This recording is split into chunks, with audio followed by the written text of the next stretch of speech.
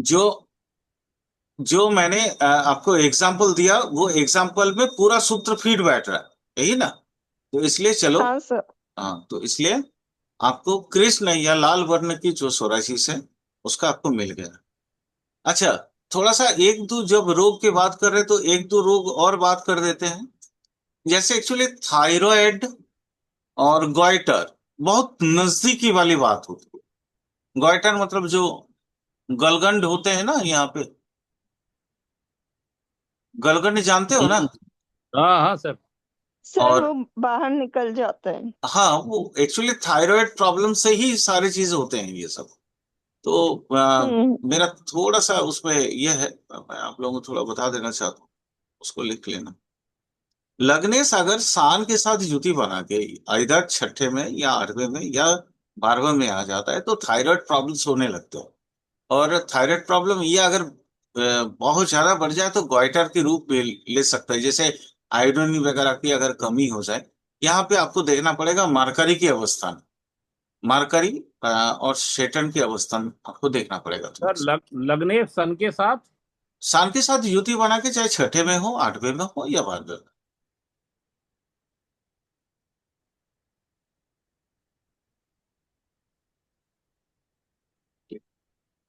किसी भी ये तीन माने, जिसको हम दुस्थान बोलते हैं, दुस्थान में अगर कहीं भी बैठ जाए तो इस तरह का प्रॉब्लम होगा। बट वहां अगर पे, इसके नहीं, बोलिए। अगर इसके साथ कोई और प्लेनेट हो तो वो भंग हो जाएगा मामला। नहीं, वो प्लैनेट की पोजीशंस वो क्या पाप है या शुभ है, वो देखना पड़ेगा। अगर जैसे पाप सर है, गुरु, अगर सर पाप है, मेरे मेरे पास एक कुंडली है सर, जिसमें गुरु के साथ लग्नेश गुरु है, उसके साथ सन बैठा हुआ है, ठीक है, सिक्स छठे में हाउस है, में। तो फिर हाँ। वो और थायराइड का प्रॉब्लम होगा, प्लेन थायराइड। अच्छा, माने आप, साथ में बुध और राहु, साथ में बुध और राहु भी है। कोई दिक्कत नहीं है। फिर भी आपका वो प्लेन, क्योंकि जुपिटर राहु जब उसको वो एक क्या बोलते हैं हम, माने वो अपना दीप्तांश में अगर आ जाता है, जुपिटर राहु अगर दीप्तांश में है, तो जुपिटर और राहु दोनों ही प्ले करेंगे उसको स्तिमित करने के लिए, उसको घटाने के लिए। तो ये गॉइटर वाला प्रॉब्लम नहीं होगा, गलगन नहीं होगा, सर। ये प्लेन थायराइड होके रह जाएगा।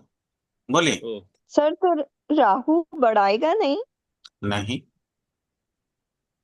बिल्कुल मतलब नहीं। वो सन जुपिटर के साथ है तो मैंने क्या राहु बोला, बढ़ाएगा दीप्तांश नहीं? में, अगर जुपिटर के दीप्तांश में राहु है, हाँ। तो राहु को कंट्रोल मतलब करता है 3 डिग्री। जुपिटर। सर ये ना ना ना, दीप्तांश, मैं ये क्लास ले नहीं पाया था, दीप्तांश का क्या मतलब है, थोड़ा थोड़ा सा समराइज कर देना सर। जैसे दीप्तांश दीप्तांश, का मतलब बराबर डिग्री के आसपास ना ना डिग्री। ना ना ना, जैसे सूर्य का दीप्तांश 15 डिग्री है, 7.5 डिग्री पीछे का, 7.5 डिग्री सामने का। सर ये दीप्तांश का थोड़ा सा क्लास, एक बार। दीप्तांश का हाँ क्या सर क्लास सर? हुआ था। वीडियो में है वो, मेरा चैनल में है, जाके देख लेना। अगर नहीं समझ में ठीक, आएगा तो कभी पढ़ा देगा, ठीक है? ठीक है, मेरा वहां ठीक पे ठीक। दीप्तांश का तीन माने, शायद दो बैच में दो अलग अलग तरीके से पढ़ाया था। सर एक रिक्वेस्ट और है आपसे सर, बोला। आप वीडियो पे नंबरिंग कर दें सर, उससे अरे पता क्या भैया। फायदा होगा सर। हम्म। नहीं नहीं सर, इतना सा, जैसे उससे पता क्या होगा सर, जैसे हम यहाँ नंबरिंग कर लेंगे ना, लिखेंगे जिस दिन कि भाई हाँ 18 नंबर है ये, तो फिर उसी को जाके हम पढ़ लें तो दोबारा हम लिख सकें। ऐसे सर हमें पता ही नहीं लगता कौन से में वो वीडियो चले गया। हाँ, ये बात सही बोला एक्चुअली। मैंने हाँ कभी सर। देखिए, सच बोलूं सर जैसे रामावतार जी। आज आप पढ़ा रहे हो, आप पढ़ा रहे हो, नहीं नहीं, आपने इस आप पे कोई आपकी बात नंबर दे समझ दिया, गया। जैसे अठारह आप, बीस दे दिया, तो हमको ये ध्यान रहेगा, हम यहाँ नोट कर लेंगे 20 नंबर में था ये। तो जो ही हाँ 20 नंबर सर खोलेंगे तो हमें वो चीज हमको रीमेमोराइज हो जाएगी सर। हाँ हाँ हाँ, हाँ, मैं जैसे आपकी बात आपने समझ गया। केपी में किया हुआ है। हाँ, केपी में किया हुआ है। एक्चुअली क्या है हाँ। ना रामावतार जी, लोग जैसे हाँ यूट्यूब में थोड़ा सा रेवेन्यू कमाने के लिए करते हैं, तो इसलिए वो एपिसोड 1 से लेके एपिसोड, मेरा कम से कम 650 से ऊपर नहीं, मुझे देखिएगा पता है सर। वीडियो योर होगा। योर हाँ योर मेरा एम कुछ दूसरा है। आप sir, your great contribution. Sir आपका तो मुकाबला ही नहीं है, मैं देख रहा हूँ सर, आपका सारा वीडियोस मैंने देखे हैं बाकायदा। लेकिन मेरे एक रिक्वेस्ट ये थी कि आप ठीक इसमें है ठीक है एपिसोड नंबर ठीक, डाल दें बस। ठीक है। तो उससे थोड़ा सा ये हो जाएगा कि एक हम काम कभी भी करेंगे देखें। सर, इस बार तो नहीं होगा। इसके बाद हाँ जब जब नेक्स्ट बैच में फिर आप लोग आओगे, अगर आप लोग एडवांस में आओगे तो फिर तो वो आप अलग तरीके से आओगे। फिर तो वो वीडियो यूट्यूब में नहीं आएगा, वो नहीं, आप ही लोगों को छो, मिलेगा। छो, छोड़ेंगे ना हम तेरा साथ, वो साथी मरते दम तक वाली बात। नहीं, सर एक्चुअली वो क्या है ना, वही स्कूल अभी देखिए वाले भी नहीं बेसिक मिले। प्लस एडवांस आप लोगों को पढ़ा चुके हैं मैंने। सर आपका आपका नेचर हमें इसलिए अच्छा लगा सर कि आप पढ़ाते तो वही, साथ में आपका जो लविंग नेचर है ना, वो बहुत होता है। बाकी मैंने बहुत बहुत एस्ट्रोलॉजर को पढ़ाते हुए डांटते हुए देखा है। तो हाँ फिर सर, क्या आदमी ने तो डांटते सर तो पूछने ऐसे की हैं हिम्मत कि कर पाता है, क्योंकि सर क्वेरी तो करेगा ही आदमी। नहीं नहीं, हम देखिए राम अवतार जी, बहुत सीधी सी बात है। मैं एक स्टूडेंट था, मैं एक स्टूडेंट आज भी हूँ। तो मेरे भी तो दिमाग में हजारों क्वेश्चंस आते हैं। तो क्वेश्चंस हैं, स्टूडेंट के कौतूहल अगर ना हो तो फिर वो सीखेगा कहाँ से जी जी सीखेगा? गुरु से ही ना पूछेगा। आप मान लीजिए ऐसा है ना सर, दिक्कत आपका नहीं है, दिक्कत है गुरु के ज्ञान सीमित है। ठीक है, तो वो मेरे आप फादर सर टीचर थे, मेरे फादर टीचर रहे हैं। तो वो यही कहते थे कि अगर कोई बच्चा टीचर से क्वेश्चन पूछता है, तो या तो कहते अगर वो, या तो उसको आता नहीं है टीचर को, तब वो गुस्सा करता है, या फिर वो मूर्ख है। मेरे यस फादर ये कहा करते थे यस हमेशा। यस, मैं वही बोल रहा हूँ कि वो एक्चुअली टीचर के लिमिट ऑफ नॉलेज के मैटर करता है। जैसे आप लोग, जैसे मैं कोई सब्जेक्ट पढ़ा रहा हूँ, आप लोग दूसरा सब्जेक्ट का प्रश्न पूछते हो। मैं लेकिन हम्म, हमेशा कोशिश करता हूँ कि सहज सरल तरीके से उस प्रश्न का उत्तर दे दूं। मैं जहां जी तक जी। जानता हूँ, देखो मैं सर्वज्ञ नहीं हूँ, है ना। नहीं सर, ये मैं मानता हूँ, लेकिन सर आपसे हमें ये चीजें मिल जाती हैं किसी भी तरह से, चाहे इधर से उधर से घूम फिर के, आप आज नहीं कल नहीं, वो परसों वो बात को ले आओगे आप।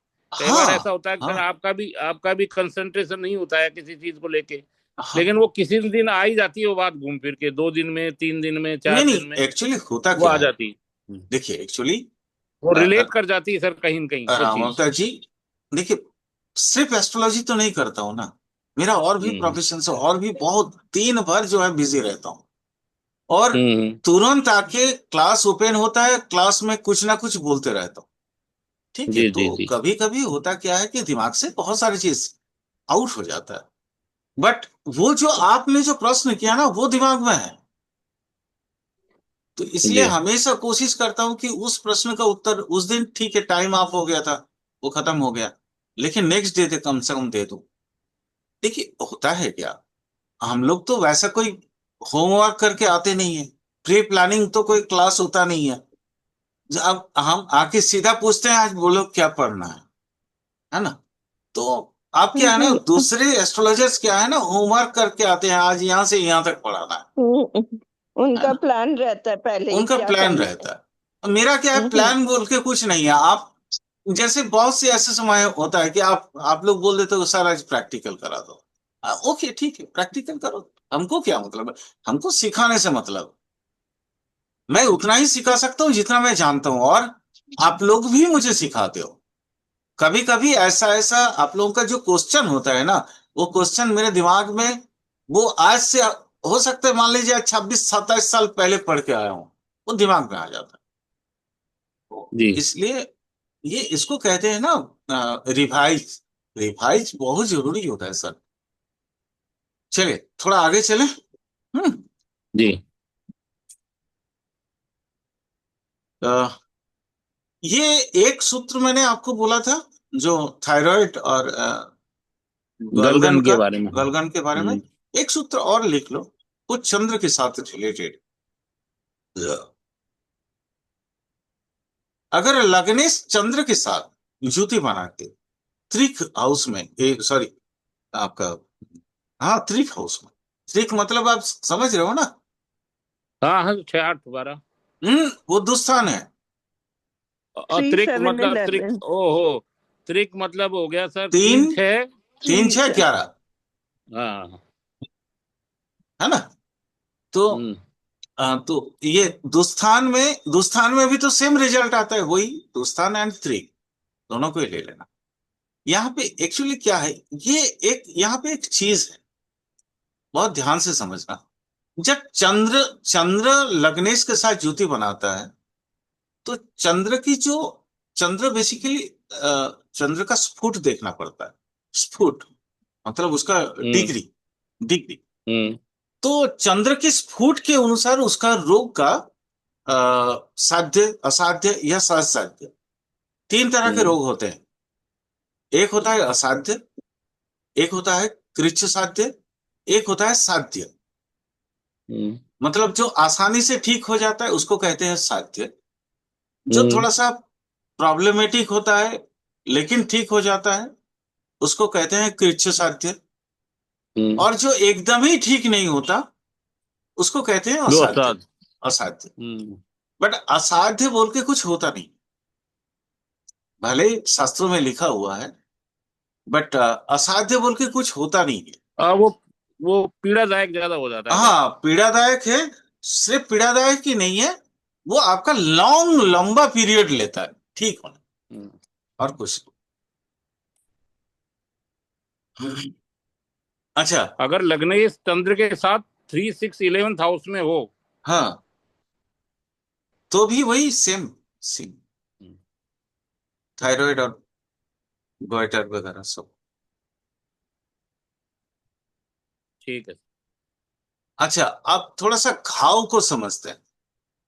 कभी कभी देखिएगा, बहुत सारे ऐसे छोटे छोटे बच्चे में ज्यादा होता है शिशु रिष्ट, जिसको लगता हुआ लगा हुआ होता है। शिशु रिष्टि जानते हैं ना? नहीं सर। आ, नहीं सर। अरिष्ट जो होते हैं ना, कई सारे। हाँ, अरिष्ट अरिष्ट, हाँ। हाँ, तो बच्चों में जो अरिष्ट जोक होता है उसको शिशु रिष्ट बोलते हैं। ठीक है। अच्छा, शिशु अरिष्ट सर बोला मुझे आपने। नहीं हाँ, मालूम। हाँ। शिशु अरिष्ट, सर ठीक है क्या सर। होता है? शिशु अरिष्ट का मतलब कि बच्चों में कोई जैसे प्री मैच्योर डेथ हो जाए। अरे कोई भी अरिष्ट जोक का मतलब वही हाँ, होता है। अरिष्ट ही हो गया, बच्चों के साथ कोई ऐसा वो हो हाँ, जाए। हाँ। अच्छा। तो अरिष्ट मतलब है बच्चों में कुछ ना कुछ पीड़ा। ठीक है। ओके। कुछ ना कुछ पीड़ा होता है, अरिष्ट जोग उसी को कहते हैं। अरिष्ट जोग में मृत्यु भी आता है। ठीक है। ये कभी बहुत ब्रॉड है, बहुत ब्रॉड है ये, आपका सुपर एडवांस वाला मेथड है। अभी इतना जल्दी, क्योंकि उसके उसको समझने के लिए पहले आपको एपिक एस्ट्रोलॉजी को समझना पड़ेगा। एपिक एस्ट्रोलॉजी मतलब होता है गर्भाधान ज्योतिष। ठीक है। तो ये बहुत पेचीदा सब्जेक्ट है और नॉर्मली नहीं पढ़ाया जाता।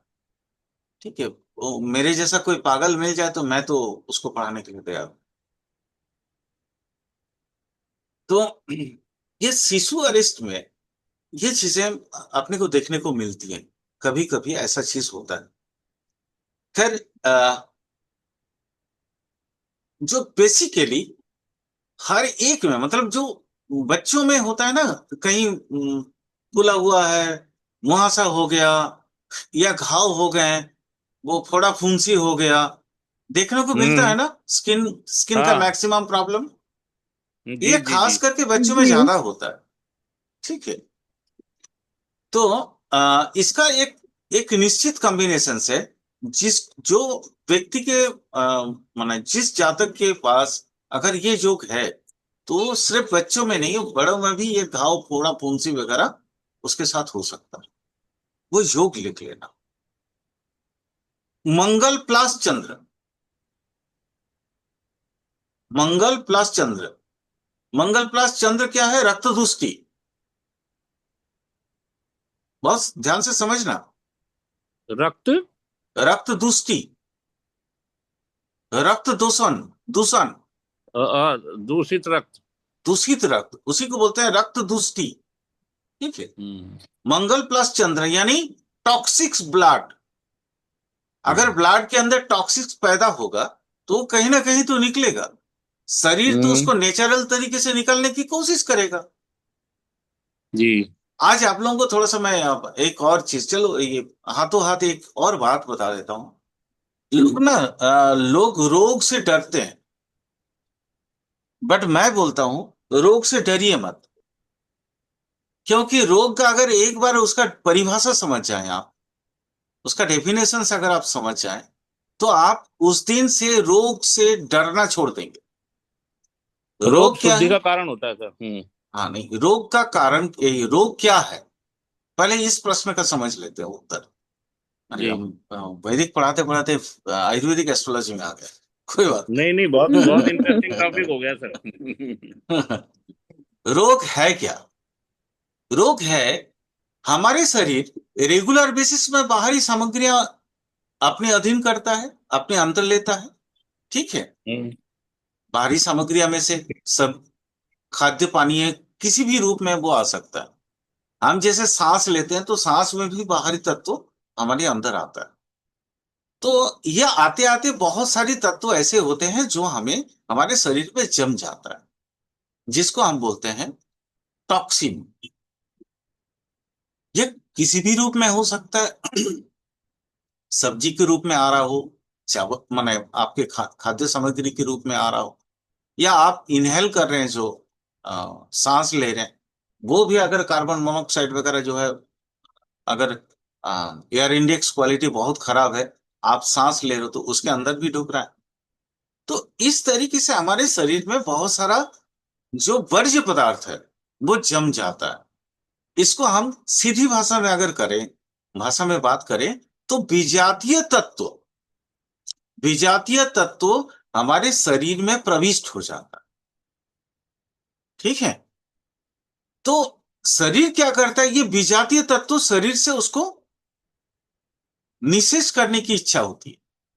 शरीर स्वाभाविक तरीके से उसको बाहर से या अंदर से बाहर निष्कासित करना चाहता है, रेचन क्रिया बोलते हैं इसको। ठीक है? ये रेचन क्रिया करने की शरीर की एक एक नेचर, ये भगवान कुदरती माने पद्धति है। भगवान खुद ये शरीर को ये ताकत दे रखे हैं कि विजातीय तत्व कुछ भी अगर शरीर के अंदर आ रहा हो तो शरीर स्वाभाविक तरीके से वो विजातीय तत्व को शरीर से बाहर निकालने के प्रयास करता है। अगर इसमें कहीं मान लो हो सकता है वो आपका लोमकूप के माध्यम से निकले तो फोड़ा फुंसी, अगर और भी किसी तरीके से निकले तो फिर वो रोग। इसी तरीके से बनते हैं रोग। अब यहां देखो, ट्रीटमेंट के तरीके कई होते हैं। जैसे घर में आपका मान लीजिए कहीं वायरिंग है, वायरिंग में कहीं आपका अपशुद्धि आ गई, ठीक है, टूट गया या फट गया या कुछ भी हुआ, तो आप क्या कर सकते हैं, उस पूरा तार को चेंज कर सकते हैं। या आप क्या कर सकते हैं, एक तार जो जहां से फटा दूसरा तार वहां पे मोड़ दिए, और ऐसे करके वो आपका सेलो टेप लगा के, या वो जो आपका वो वाला जो इलेक्ट्रिक वाला टेप आता है उसको लगा के दूसरे तार से आप कनेक्ट कर देंगे तो आपका ऑलरेडी आपका इलेक्ट्रिक सप्लाई स्टार्ट हो जाएगा। ये जो एक जगह से दूसरे जगह मेन प्रॉब्लम को हमने सॉल्व नहीं किया, एक इमीडिएट तार लाके इमीडिएट तरीके से वहां पे हम डाल दिए। अब देखिए यहाँ कई सारे आपका एडवर्स इफेक्ट होने का खतरा है। मेरे हिसाब से मुझे ऐसा लगता है दिस टाइप ऑफ ट्रीटमेंट जो है ना एलोपैथ करता है। आयुर्वेद क्या करता है, उसको हटाता है, पूरा तार अंदर से वो उखाड़ता है, उखाड़ने के बाद पूरा तार को सीधा सपाट करता है, ऊपर से आपका जो वायरिंग है, जैसे ये वाला वायरिंग है, वो ऊपर से फिर ढक्कन लगा देता है। आपको पता नहीं चलता, और काफी सालों साल तक चलता है। एडवर्स इफेक्ट का कोई खतरा नहीं है, साइड इफेक्ट का कोई खतरा नहीं। ये मुझे लगता है आयुर्वेद का तरीका। ट्रीटमेंट तो दोनों करते हैं। क्लियर? तो इसीलिए देखो, इनको शनि के साथ जोड़ा गया आयुर्वेद को, सूर्य को एलोपैथ के साथ जोड़ा गया, मंगल को एलोपैथ के साथ जोड़ा गया, मंगल तो सर्जरी का बहुत विषय है, मार्करी को एलोपैथ के साथ जोड़ा गया, मार्करी को होम्योपैथ के साथ भी जोड़ा गया। ठीक है? तो अगर हम समझ लें बहुत आसान तरीके से, अगर हम समझें तो रोग होना शरीर के लिए अच्छा है। क्या करना चाहिए आपको? आपकी वो जो विजातीय तत्व शरीर जो बाहर निकलने के प्रयास कर रहा है, उसमें थोड़ा त्वरान्वित कर दीजिए, थोड़ा तेजी ला दीजिए। आप कोई ना कोई माध्यम ऐसा दे दीजिए जो कि शरीर बहुत इजीली, बहुत आसान तरीके से उसके माध्यम से वो विजातीय तत्व को शरीर से बाहर निकाल दो। आपका रोग का उपशम हो गया, मतलब आपका चिकित्सा कम। ठीक है। तो डिटॉक्सिफिकेशन। डिटॉक्सिफिकेशन, अब डिटॉक्सिफिकेशन के कई सारे तरीके हैं। ठीक है, वो बहुत बड़ा विषय हो जाएगा, फिर वहां पे हम लोग डूब जाएंगे तो फिर अलग ही सब्जेक्ट जी। आ जाएगा, फिर पूरी तरह से वो आयुर्वेदिक एस्ट्रोलॉजी। वहां पे नहीं, हम लोग जो बात कर रहे थे कि अगर, मंगल चंद्र। हाँ, मंगल प्लस चंद्र, मंगल प्लस चंद्र छठा अठा आठवां या 12वां में अगर बैठ जाता है तो आ, ये घाव फोड़ा फुंसी जो मैंने बोला, ये ज्यादा होता है। मंगल प्लस चंद्र रक्त दुष्टि का कारक है। यहाँ पे कभी कभी ये कैंसर में भी आपको ये प्रारंभिक तरीके में देखने को मिलेगा। जैसे जो छोटी छोटी अपची बोलते हैं जिसको, ट्यूमर। ठीक है, अपची में भी चंद्र मंगल आता है, वो भी एक्स्ट्रा सेल डिवीजन करवाता है ना, रक्त दुष्टि की वजह से। तो प्रारंभिक कैंसर की ट्रीटमेंट में भी आपको ये चीजें मिलेंगी, मिल जाएंगे, मतलब लेकिन सर डायग्नोसिस। चंद्र मंगल योग को लक्ष्मी योग भी बोलते हैं ना सर? नहीं, धन बिल्कुल योग भी बोलते बोलते हैं। हैं, बिल्कुल बोलते हैं, लेकिन वो 9 या 5वें में होने से, यहाँ तो मैं हिंदुस्तान में बिठा दिया ना उसको। अच्छा, 9th और 5th में वो तभी मिलेगा वो उसका फायदा। 5 और 9। हाँ, अच्छा, ठीक है। सर हाँ, इसमें, यहाँ सर पे तो हम इसको छः दृष्टि। 6 8 12 दिए थे, नहीं ज्योति, ज्योति, नो दृष्टि, यहाँ ज्योति। अच्छा। मतलब चंद्र प्लस मंगल छठे में बैठा तो इस तरह का चांसेस है, हम्म 8वें में बैठा तो ज्यादा चांसेस है, 12वें बैठा तो बहुत ज्यादा हम्म, चांसेस है, 6 में। तो अब यहाँ पे तो आपका सर। वो आप वही असेंडेंट या डिसेंडिंग तरीके से आप समझ लो। छठा में बैठा तो प्रॉब्लम कम है, 8वें में बैठा तो प्रॉब्लम ज्यादा है, हम्म और 12वें में बैठा तो बहुत ज्यादा है। हम्म, ठीक। सर तो दूसरे दूसरे हाउसेस में नहीं होगा ऐसा? नहीं, दूसरे हाउसेस में नहीं। मतलब अगर फर्स्ट सेकंड, नहीं मतलब नहीं नहीं नहीं, सेकंड भाई कहीं थर्ड कहीं पे भी मैम, हाउसेस में। रोग कहीं नहीं है, पीड़ा का तो यही भाव है ना, तो वहीं कहीं तो नहीं होगा। करेंगे इफेक्टिव। हम्म दुस्थान, दुस्थान, दुस्थान, क्योंकि तो मैं सर रोग की वो बात कर रहा ब्लड, हूँ। ब्लड सर वो इम्प्यूरिटी की वजह ब्लड, से जितने भी रोग होते हैं हाँ तो सर वो सर, ब्लड कैंसर मतलब 12th में हो तो ब्लड कैंसर टाइप हो सकता है। बिल्कुल हो सकता है, बिल्कुल हो सकता है, लेकिन वहां पे ओके। और भी बाकी सारे ग्रहों का भी अवस्थान देखना है, उसके हाँ बल, राहु और भी आएगा। उसके सारे ग्रहों के बलाबल भी देखना है। मैं एक जस्ट हम्म फॉर्मूला दे दिया, मतलब इस तरह का होगा। हम्म बाकी सारे ग्रह तो ऐसे ही बैठे नहीं होते ना, क्योंकि यहाँ हाँ, 2 ग्रह की बात की है, बाकी 7 ग्रह भी तो हैं, उनको वो भी क्यों तो छोड़ोगे अब, है कहीं ना। शनि की दृष्टि हो सकती है, राहु की हो सकती है, मंग। बिल्कुल, कहीं पे भी कुछ भी हो सकता है। अगर शुभ ग्रह की दृष्टि हो तो प्रॉब्लम को घटा के कम कर देगा, अगर अशुभ ग्रह की दृष्टि हो जाए तो फिर बढ़ा देगा, है ना। तो ये भी चीजें हैं, हम्म बहुत सारी चीजें हैं। इसलिए आपको हमेशा देखिए, एकदम प्रॉम्प्ट एक्शन नहीं लेना है। प्रॉम्प्ट एक्शन, आपको पूरा कुंडली को समझ के तभी आपको फोरकास्ट करनी है, तभी आपको प्रेडिक्शंस देना है। बहुत बढ़िया सर। क्लियर। सर बोलिए, ओके। बोलिए, अगर बोलिए मैम। मतलब छह छह में मून हो और 8th हाउस में मार्स हो नहीं, तो वो कोई दृष्टि, नहीं, नहीं, तो भी नहीं, नहीं? नहीं। मून ओके प्लस चंद्रमा, मून प्लस मंगल एक ओके। साथ होना है, मून प्लस मार्स युति में होगा, समझ। और वो भी रैप्ट हम्म कंजंक्शन में होगा, मतलब 3 डिग्री 20 मिनट में होगा। हाँ ठीक है। तभी ये सूत्र है, अदरवाइज इस सूत्र का कोई मायने नहीं। ओके। क्लियर। मैं बार बार बोल रहा जी। हूं, देखिए, मैं सूत्र दे रहा हूं, आइडिया। ठीक है। हम्म बाकी 7 ग्रह और भी तो हैं, बाकी हाँ। उनको, उनका बलाबल भी तो आपको देखना पड़ेगा। तो उनके बलाबल को देखिए, उनकी स्थितियों को देखिए। मान लीजिए, शायद आप एग्जाम्पल ले लेते हैं ना, आपका 12वां में, मान लीजिए हम्म 12वां में चला गया आपका अ, चंद्रमंगल बैठ गया, रक्त दुष्टि की परिमाण ज्यादा है, कुछ भी प्रॉब्लम हो सकता है। बट अपनी पांचवी दृष्टि से बृहस्पति उसको देख लिए तो पोषण कर देगा, तो प्रॉब्लम तो होने नहीं देगा। क्लियर? जी। तो इस तरह से भी आपको सोचना है। देखिए, बार सर, बार और बोल ये रहा हूं, बिना प्रैक्टिस का कुछ हम्म भी नहीं है। मैं सूत्र दे रहा हूं, मैं आप लोगों को सिर्फ ये जागरूकता लाने की कोशिश कर रहा हूं कि आप लोग प्रैक्टिस करो। अगर ऐसा कोई व्यक्ति का ऐसा कुंडली है, उसको देखो ना, आप जांचो, आपको समझ में आएगा। जैसे आपने कहा वो वाली जैसे सोराइसिस है, तो मैंने वो प्रूव किया हम्म कि सोराइसिस है, तो फिर इस तरह से होगा। जी सर। ठीक है, तो ऐसे ऐसे ही है।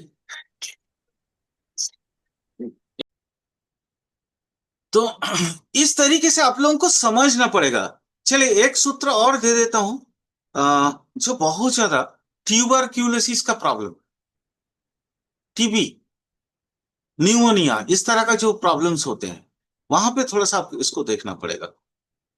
अ, ये खास करके मैं ट्यूबरक्यूलोसिस का दे रहा हूं, क्षय रोग जिसको कहा जाता है। लग्नेश अगर शुक्र के साथ युति बना के छठे आठवें में या 12वें में बैठता है, तो ट्यूबरक्यूलोसिस का खतरा बना रहता है। क्या बोला मैंने? लग्नेश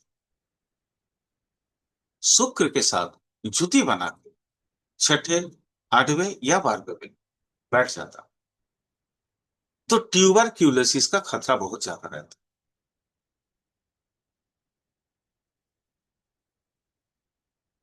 याद रखना, ट्यूबरक्यूलोसिस में अगर पित्त का प्रभाव ज्यादा होगा, मतलब अब पित्त का प्रभाव कैसे होगा वो भी समझा देते हैं।